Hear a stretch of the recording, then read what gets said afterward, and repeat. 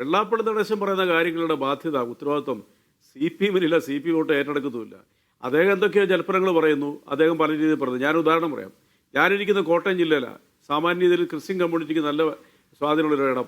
അവിടെ വന്ന് ഈ കഴിഞ്ഞ 2 മാസം മുമ്പ് കോട്ടയത്ത് നിന്ന് അദ്ദേഹം നടത്തിയ പ്രസംഗം അങ്ങേയറ്റം ക്രിസ്ത്യൻ കമ്മ്യൂണിറ്റി ആക്ഷേപിക്കുന്നതായിരുന്നു. ഒരു മാസത്തിന് ശേഷം അദ്ദേഹം രാമൂർ എന്ന് പറയുന്ന സ്ഥലം, പിന്നെ നമ്മുടെ ദേവദാസിൻ്റെയൊക്കെ നാട്, അവിടെ വന്നു അദ്ദേഹം പ്രസംഗിച്ചത് വളരെ മോശമായ രീതിയിൽ ക്രിസ്ത്യൻ കമ്മ്യൂണിറ്റിയെക്കുറിച്ചാണ്. അത് ആ സമൂഹത്തിൽ വലിയ മുറിവുണ്ടാക്കിയിട്ടുണ്ട്. കാരണം ഞാൻ അവരുമായിട്ട് ഇണങ്ങി ജീവിക്കുന്ന ഒരാളാണ്. ആ സമൂഹത്തിലാണ് ഞാൻ ജീവിക്കുന്നത്. എനിക്ക് അതുകൊണ്ട് അത് വളരെ വ്യക്തമായിട്ടറിയാം. ഈ ക്രിസ്ത്യൻ കമ്മ്യൂണിറ്റിയിൽ ആരെങ്കിലും അദ്ദേഹത്തിനെതിരെ പ്രതികരിച്ചോ? കുഞ്ഞാലിക്കുട്ടി സാഹിബിനെ പോലെ മാന്യമാരിതിൽ മൗനം പാലിക്കുകയത് അതൊന്നും പറഞ്ഞില്ല. എന്തുകൊണ്ടാണ് അദ്ദേഹം പറയുന്ന വാക്കുകൾ ഉത്തരവാദിത്തം അദ്ദേഹത്തിന്? അവരാരെങ്കിലും CPM-നെ പഴി പറഞ്ഞോ? CPM ഇദ്ദേഹമായിട്ട് എന്താ ബന്ധരിക്കുന്നത്? ഒരു ഉത്തരവാദിത്വം CPM-നില്ല. ഇനി വേറൊരു കാര്യോട് പറയാം. അജിംസന്റെ ശ്രദ്ധയിലേക്ക് ഒരു BDJS-നെ കുറിച്ചോട് പറഞ്ഞല്ലോ. 2019 കോട്ടയം പാർലമെന്റ് മണ്ഡലത്തിൽ നേടിയതിന്റെ 3 ലണ്ടേ ഉള്ളൂ. സാക്ഷാൽ തുഷാർ വെള്ളാപ്പള്ളി ഈ കഴിഞ്ഞ 2019 നേടിയതിനേക്കാൾ കുറവ് വോട്ടാണ് 2024 തുഷാർ വെള്ളാപ്പള്ളി കോട്ടയം പാർലമെന്റ് മണ്ഡലത്തിൽ നേടിയത്.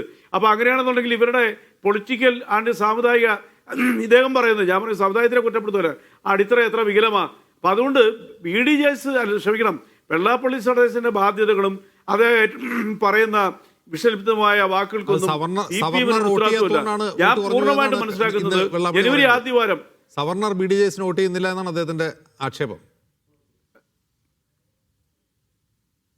സവർണർ വോട്ട് ചെയ്തോ ഇല്ലെന്നൊന്നും എനിക്കറിയത്തില്ല. വോട്ടവകാശം ഓരോരുത്തരുടെ വ്യക്തിപരമായ കാര്യങ്ങളാണ്. ആരെങ്കിലും വോട്ട് ചെയ്തില്ലെങ്കിൽ അദ്ദേഹത്തിന്റെ നാക്കിൽ നിന്ന് വരുന്ന വാക്കുണ്ട്. തന്നെയല്ല, ഈ BDJS എന്തിനു വേണ്ടിയിട്ടാണ് സൃഷ്ടിക്കപ്പെട്ടത്? അതൊന്നും ആലോചിച്ച് നോക്കിയേ. സവർണർ എന്ന് പറഞ്ഞ വാക്ക് ഏറ്റവും മോശമായിട്ട് പ്രയോഗിച്ച ഈ സമീപകാലത്തെ ഒരു സാമുദായിക നേതാവ് വെള്ളാപ്പള്ളി നടേശനാ. ആ സവർണ ക്രിസ്ത്യൻ കമ്മ്യൂണിറ്റി എന്നാണ് ഞാൻ കോട്ടയത്ത് വെച്ച് പറഞ്ഞത്. നമ്മുടെയൊക്കെ സമൂഹത്തിൽ അങ്ങനെയെങ്കിലും വേർതിരിവുണ്ടോ?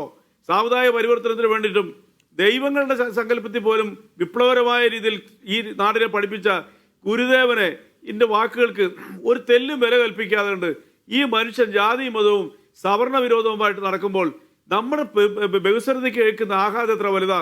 അതെല്ലാം CPM-ന്റെ അക്കൗണ്ടിൽ കൊണ്ട് ചേർക്കാൻ പറ്റും. CPM അങ്ങനെയുള്ള ഒരു കാര്യത്തിലും നിന്നു കൊടുക്കത്തില്ല. ജനുവരി ആദ്യവാരം പാർട്ടി ഇതിനെക്കുറിച്ച് വ്യക്തമായിട്ടുള്ള നിലപാടുകളെടുക്കും.